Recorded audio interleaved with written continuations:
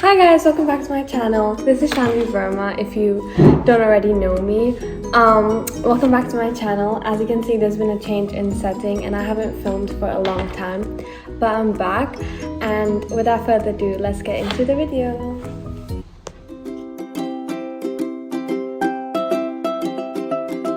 Okay guys, so the case that we're going to be discussing today revolves around the day October 3rd, 1995. In the Superior Court of California, for and in the County of Los Angeles, the jury decided a verdict. The jury had found a defendant not guilty for the double homicide of Nicole Simpson and Ron Goldman. This was the verdict of the case of the decade, the trial of the century, and one of the most controversial cases in the world. This was the verdict of case BA 097211, known as the People of the State of California versus Orenthal James Simpson.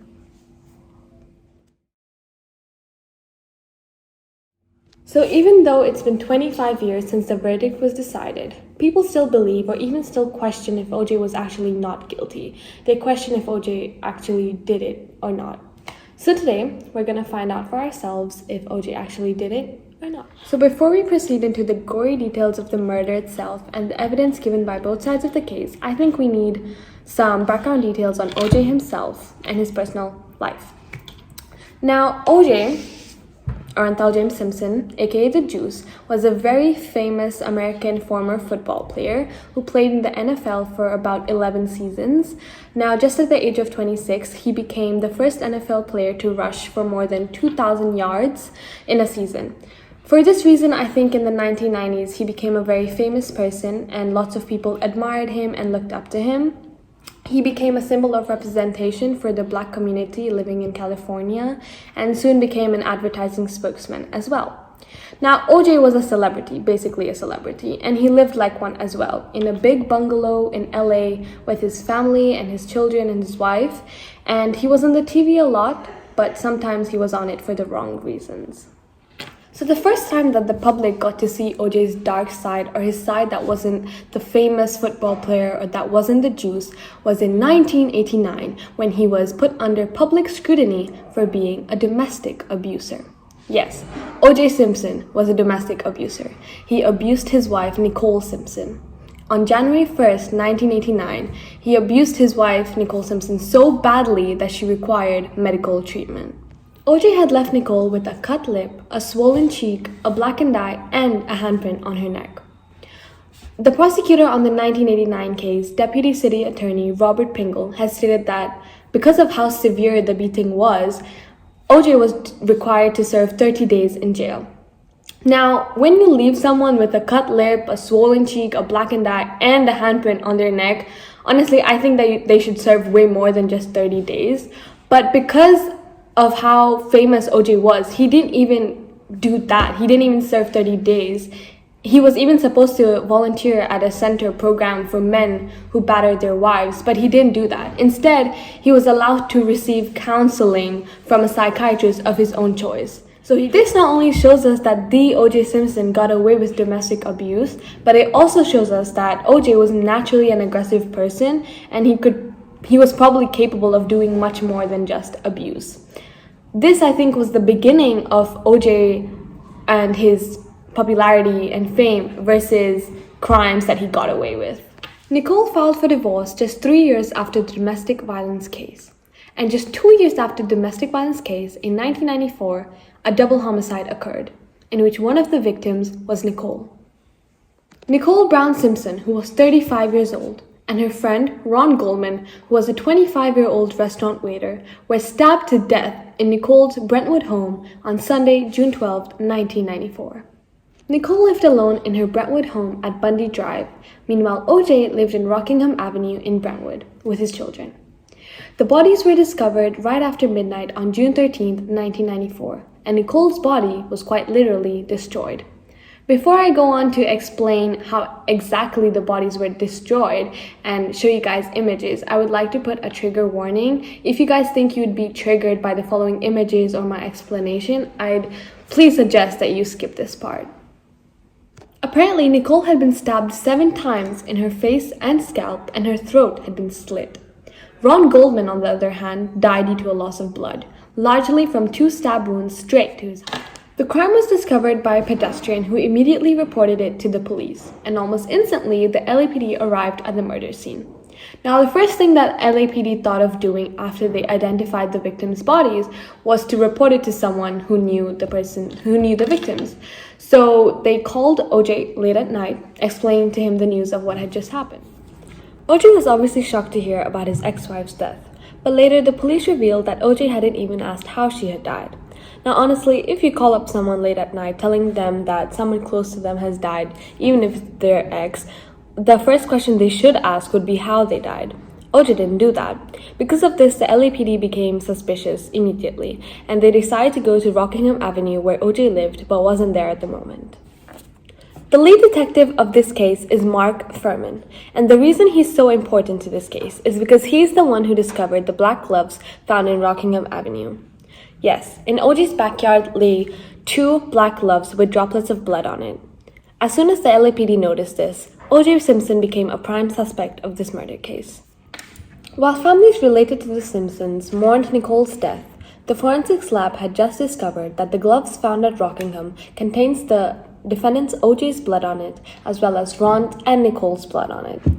The glove also contained fibers that matched both Ron and Nicole's hairs, and because of this, OJ was obviously charged with the premeditated deaths of both Ron Goldman and his ex-wife, Nicole Brown Simpson. On 17th, 1994, OJ Simpson was to be arrested for the double homicide, and even if he agreed to surrender, he escaped with his friend in his white Ford Bronco with his passport, some cash, and even a gun. He threatened to kill himself many times as he led the police in a low-speed chase throughout the whole of LA as the nation watched on television.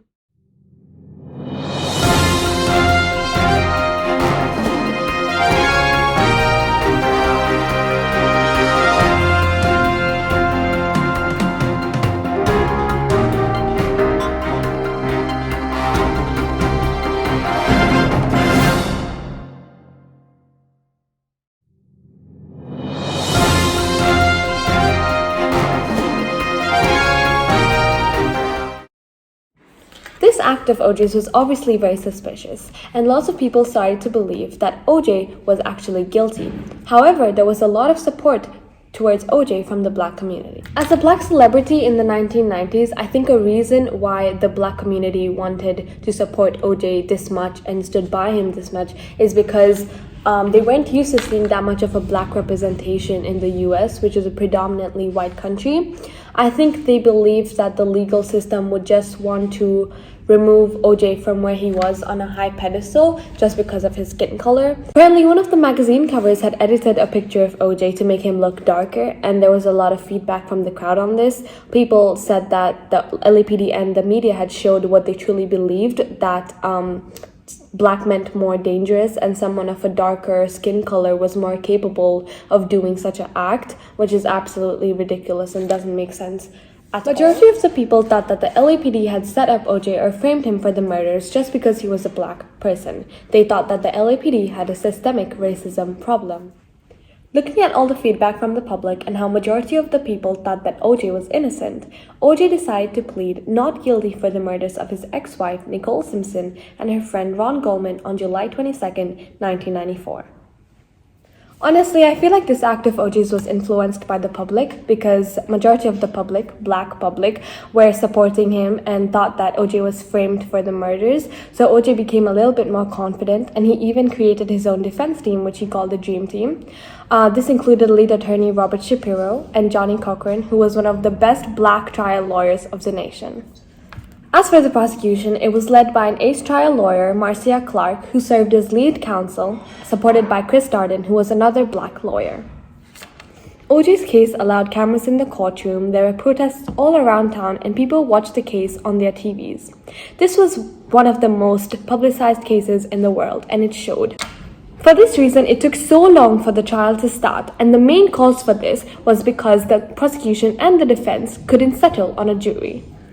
Just to gather a proper jury, it took 4 months, and this was because the prosecution wanted a totally unbiased jury, so they wanted a jury that was predominantly white. Meanwhile, the defense wanted a totally biased jury because that's the only way that they could win, so they wanted a jury that was predominantly black. Now, the judge couldn't do anything for this, so he had to mix up the jury. And even this took a lot of time because they had to make sure that the jury was totally unbiased towards OJ. So they had no links to domestic abuse and they had no links to OJ himself. There was no proof of them being OJ's fan or something like that. So that's why it took so long for the jury itself to be selected. So on November 3rd, 1994, the predominantly black jury was selected with Lance Ito as judge.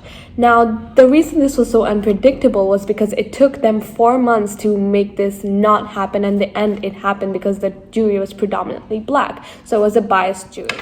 After all this, the trial finally began on January 23rd, 1995, when the prosecution and the defense gave their opening statements. Now, on February 3rd to February 6th, Denise Brown, which was Nicole Brown's sister, testified to court that OJ had been abusive towards Nicole. Now, this was a very emotional way to look at the case, and the jury was actually considering this. Now, just a day later, on February 7th, OJ's maid testified to court saying that she heard a dog's bark and wail at 10:15 p.m. near her home. Now, this was very advantageous to the prosecution because this was the exact time that the prosecution believed that the murder occurred. More than a month later, on March 9th to March 16th, Mark Furman was brought on stand, and he testified to discovering the bloody glove that was found at Rockingham Avenue, where OJ lived, and also testified to not using a racial slur in more than 10 years. So at this point in time, that piece of glove was one of the most important pieces of evidence that the prosecution had. Now, the reason the prosecution was so confident was because the glove literally had blood of all the 3 people involved in this case. It had the blood of both the victims and OJ Simpson on it. So they were confident with it because the prosecution thought that there was nothing else that the defense could have that would beat hardcore DNA evidence. But somehow, this plan of theirs backfired, because a month later, on June 15th, 1995, the prosecution made a request. They made a request to OJ Simpson, saying that he should try on the gloves.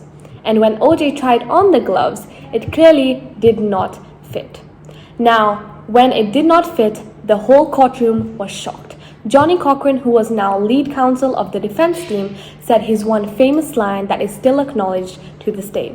He said, "If it doesn't fit, you must acquit." Even though they're miles apart.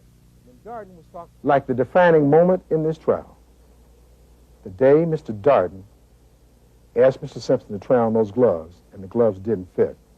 Remember these words: "If it doesn't fit, you must acquit." It's no disguise. It's no disguise. It makes no sense. It doesn't fit. If it doesn't fit, you must acquit. After the whole glove incident, the whole courtroom was shocked and confused. The jury was shocked and confused, but the trial had to go on. So more than a month later, on August 29th, 1995, a recorded interview of Mark Furman and a screenwriter was played with the jury absent, where Mark Furman used the N-word 41 times. Now, the reason I think that the judge didn't play the recorded interview to the jury was because he thought that the recorded interview would be triggering to the jury. However, he did tell them what exactly was in the recorded interview and what Mark Furman said. This made the jury suspicious of Mark Furman's actions because they thought that if Mark Furman had lied about using a racial slur for more than 10 years, then he could have easily lied about planting all the evidence against OJ. So at this point in trial, the jury was very suspicious of Mark Furman and his actions, and the prosecution was having a hard time convincing the jury that just because Mark Furman was a racist didn't mean that he had planted all the evidence against OJ. But the jury had become even more suspicious of Mark Furman on September 5th, 1995, when Mark Furman was brought onto stand, where he invoked his Fifth Amendment right throughout the whole of the testimony. This basically means that whatever questions Mark Furman was asked, he pled the Fifth, which means that he had a right to remain silent. This made the jury even more suspicious because they thought that Mark Furman didn't have an answer to these questions, and they thought that he had even planted all the evidence against OJ because he wasn't even answering the questions. After Mark Furman's testimony, the jury was very unsure about the way that the prosecution was handling the case, but the prosecution couldn't even do anything about it because just a few weeks later, the prosecution and the defense had to give their closing arguments. So on September 26, 1995, the prosecution, as in Marcia Clark and Chris Darden, began their closing arguments by saying that just because Mark was a racist does not mean that he planted all that evidence against OJ. In her closing arguments, Marcia stated as well all the evidence that she found against OJ that was completely ignored by the defense. And there's a whole list of evidence that she found and that was completely ignored. One of the evidence being that Nicole's blood was found on the defendant's sock, which was OJ, at a match of 1 in 6.8 billion people. Blood on the rear gate at Bundy, where the murder occurred, matched OJ at a rate of 1 in 57 billion people. And mind you, in 1995, there were only 5 billion people in the world. So that was a clear-cut identification, but the jury still ignored that. Just a day later, on 27 September 1995, Johnny Cochran from the defense, in his closing argument, stated all the reason why OJ was not guilty and even went on to blame Mark Fuhrman for planting all the evidence against OJ. He even says his famous lines referring to the gloves, "If it doesn't fit, you must acquit." After both the closing arguments, the judge gave the jury exactly a week to decide on their verdict. And on October 3, 1995, this long trial had finally come to an end.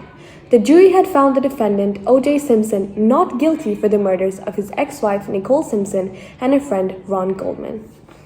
OJ's trial was more than 8 months long, and the fact that the verdict came out wrong even after such a long time is actually shocking. I personally totally disagree with the final verdict because I strongly believe that OJ was guilty of the murders of his ex-wife and her friend Ron Goldman. The reason being that there was hardcore DNA evidence that was found against OJ, but that was completely ignored by the defense, aka the Dream Team. The number one piece of evidence being that the blood on the rear gate at Bundy matched OJ at a rate of 1 in 57 billion people, not even million, billion. And in 1995, the population of the world was 5 billion only. So that was a clear identification, but the jury just ignored that. This just shows to us how important the jury is in a case and how useless the lawyers and judges can be at a time. I also think that if this case wasn't as publicized as it was, the prosecution could have a chance in winning, but because of how attached the media was to this case, they lost. I also think that the jury saw this case in a totally different way. They looked at it more on a more social level and a racist level. It was more about OJ and his skin color and how he was being framed instead of how brutally Nicole and Ron were murdered. All in all, I hope you guys understand now why this case, the People vs. OJ Simpson, is one of the most controversial cases. The jury looked at this case through a social magnifying glass instead of how it was actually supposed to be looked at, a double homicide case. Till this day, Nicole Brown Simpson and Ron Goldman haven't gotten justice. Meanwhile, OJ Simpson, on the other hand, is roaming around as a free man in Las Vegas. Thank you guys so much for watching, and I hope you liked it.